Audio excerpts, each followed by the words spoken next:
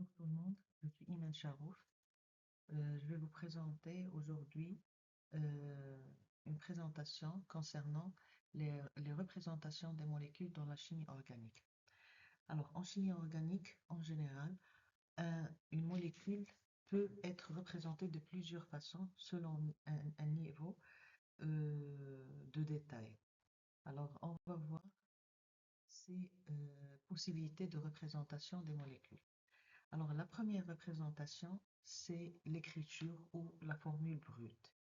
Alors, elle est écrite de cette façon. Alors, CX, HY, OZ, NP. Alors, ça se comporte bien sûr des atomes de carbone, hydrogène, oxygène, azote, etc. Alors, le nom et le nombre des atomes présents.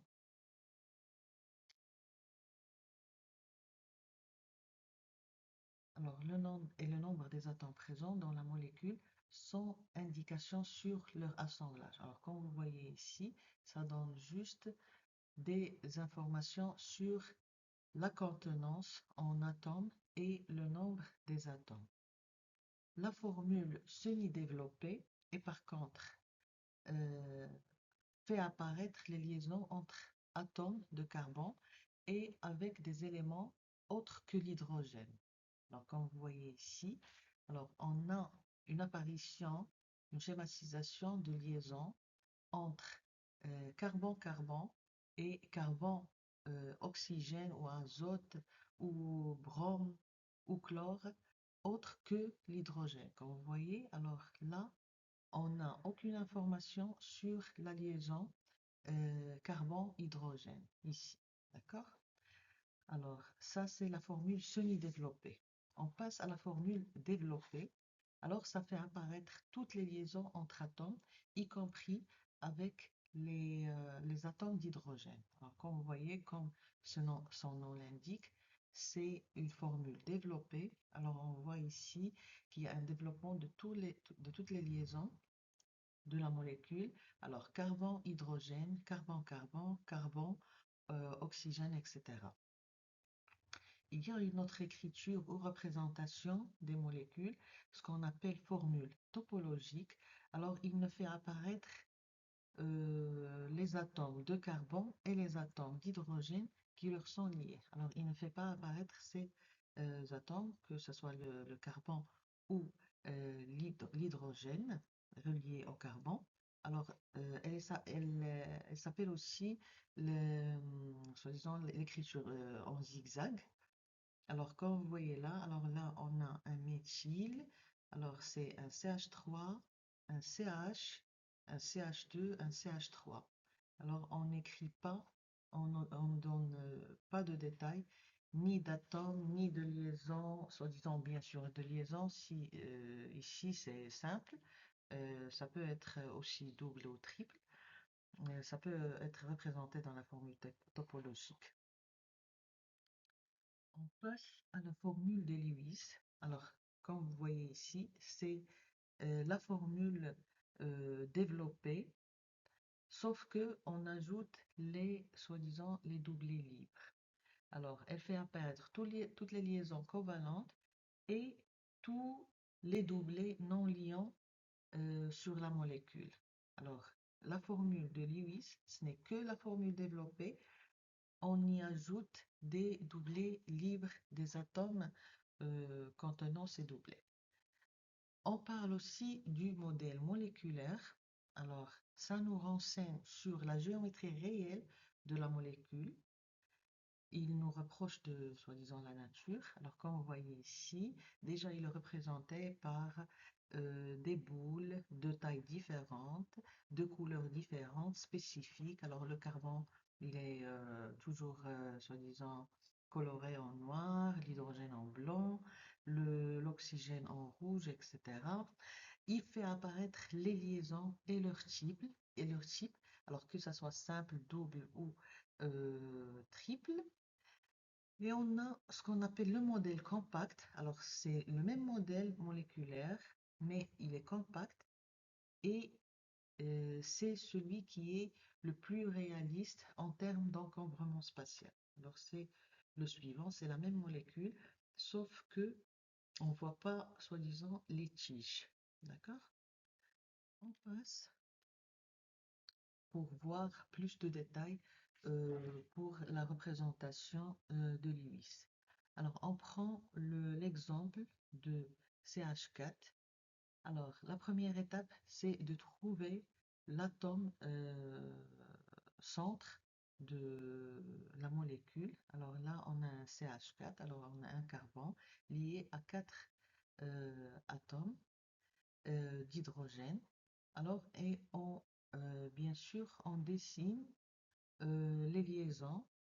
On a des liaisons simples entre carbone et hydrogène. Comme j'ai dit tout à l'heure, la représentation Lewis, alors c'est l'écriture ou la représentation d'une molécule sous la forme développée en y ajoutant des doublés libres présents dans les atomes concernés. Alors, on prend l'exemple de l'éthanol. Alors, la formule développée de l'éthanol, c'est CH3, CH2OH.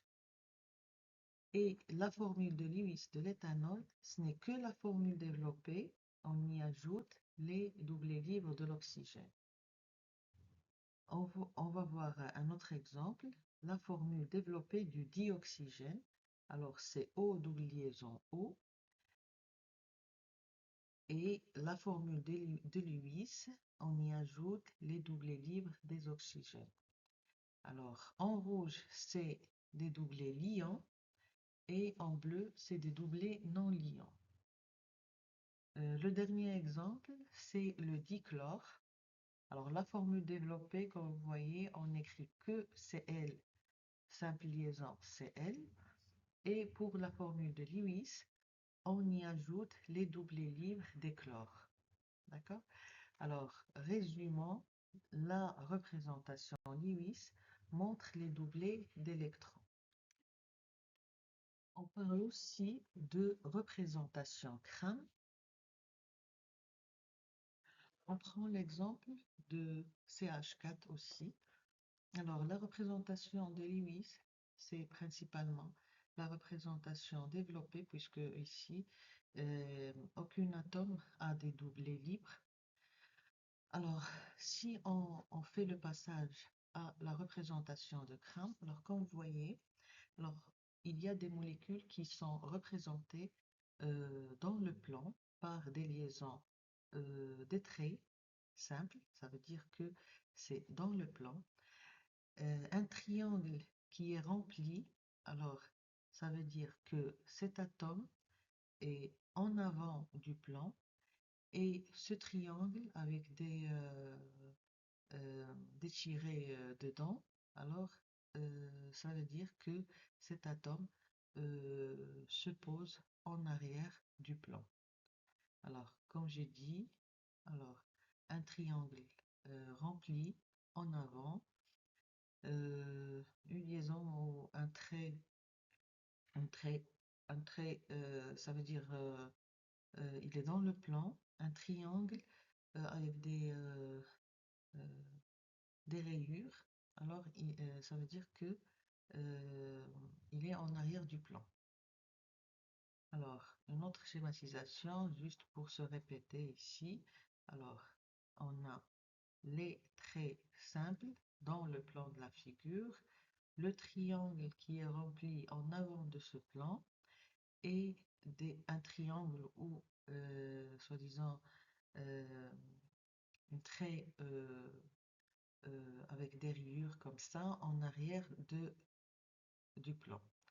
Alors, la représentation CRAM, ce n'est qu'une visualisation 3D. Alors, X, Y, Z, alors avant et arrière dans les cas de représentation. On passe à la représentation Newman. Alors, on se pose, bien sûr, dans l'axe d'une liaison simple carbone-carbone. On prend l'exemple ici de l'éthane. Alors, on a CH3, CH3. Alors, soi-disant, celui qui va lire, soi-disant, la molécule, ou il va projeter la représentation Newman. Alors, il va se poser devant ou sur l'axe d'une liaison carbone-carbone, d'accord? On va suivre ces couleurs. Alors, on a soi-disant le carbone qui est proche du lecteur en bleu et celui qui est loin en rouge. Alors, comme vous voyez sur la représentation Newman, alors le carbone en premier rang, alors il est présenté par un point et on dessine, soi-disant, les substituants ou les radicaux reliés à ce carbone. Et pour le carbone euh, qui suit, soi-disant le C2, alors on le schématise par un cercle, d'accord? Et on y ajoute les substituants reliés à ce carbone. Bien sûr, la représentation Newman, elle est précisément utilisée pour schématiser les rotations des liaisons ou des molécules. Alors, on distingue des représentations Newman ou des conformations décalées et des conformations éclipsées. Alors, comme vous voyez ici, je vais revenir vers cette molécule. Alors, si vous me suivez, alors là, cette liaison HC-CH, alors elle est dans le plan. Ce H, il est en avant du plan. Ce H, il est en arrière du plan. Et pareil ici. Alors, si on se met ici, alors vous voyez que celui-là, il est à gauche, celui-là, il est à droite, et celui-là, il est dans cette position ici, perpendiculaire ou verticale. D'accord? Par contre, dans le même axe, alors on a un H perpendiculaire, alors c'est celui-là, et un H en avant, alors ça devrait être à gauche, et celui-là en arrière, schématisé ici en arrière, il va être à droite. Pareil ici, alors comme vous voyez, la chaîne principale, elle est là, elle est dans le plan, d'accord? Et ici, quand on dit éclipsé, alors vous voyez que chez principalement la représentation typique, alors il y a un H, c'est H dans la même position presque, et un H en avant, un H en arrière, ici, et pareil pour le deuxième carbone. Alors, on distingue dans la représentation Newman, comme on a dit, des conformations éclipsées et des formations décalées. Dans les conformations décalées, alors on parle des conformations anti et gauche. Bien sûr, ici, dans la chimie organique, la molécule ne reste pas stable en termes de rotation. Alors, toutes les molécules, soi-disant, euh, tournent vers cet axe carbone-carbone. Alors, de façon, comme vous voyez ici, alors on a un CH3 perpendiculaire, le deuxième CH3 par exemple. Alors là, c'est l'exemple du butane. Alors, CH3, le deuxième CH3, et il peut se positionner en termes de rotation, bien sûr, dans plusieurs positions pour avoir des conformations anti où il y a le CH3 en haut et en bas. Alors, ça c'est anti, ça c'est anti. Et bien sûr, ces deux, c'est gauche. C'est selon la position du méthyle. Et on parle aussi de conformation éclipsée. Alors, quand on a le méthyle est éclipsé avec l'hydrogène et pareil pour les autres substituants. Alors, la dernière représentation, c'est ce qu'on appelle les représentations perspectives. Alors, on va prendre des exemples. Alors, on a la molécule de méthane. Alors, sa forme, c'est une forme tétraédrique. Elle est représentée par le modèle moléculaire suivant. Alors, que ce soit le modèle compact ou contenant les liaisons. On a la molécule NH3. Alors, comme vous voyez, on a une forme pyramidique ainsi. Et comme vous voyez dans les modèles moléculaires, alors chaque atome a des couleurs spécifiques. Alors, comme j'ai dit tout à l'heure, le noir, c'est pour le carbone, le blanc, c'est pour l'hydrogène, le bleu, c'est pour l'azote, le rouge, c'est pour l'oxygène. On passe à la molécule H2O. Alors, elle a une forme plane coudée V. Alors, comme vous voyez, elle est plane, mais elle a une forme V. La molécule CO2, c'est une forme linéaire. Alors, on a un O, C, O lié par des doubles liaisons. Alors, j'espère qu'on a passé toutes les représentations.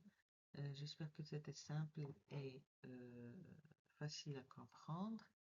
Je vous remercie pour votre attention. À bientôt.